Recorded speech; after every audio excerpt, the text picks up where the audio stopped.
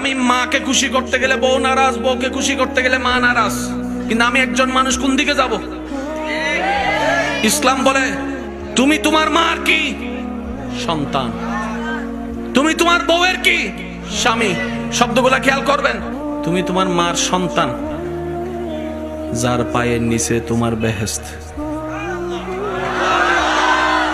তুমি তোমার মায়ের পায়ের নিচে।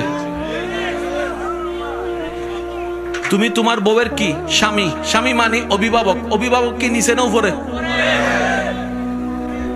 মায়ের পায়ের নিচে তুমি, আর বউ তোমাকে মাথার উপর রেখেছে, কারণ তুমি বউয়ের অভিভাবক।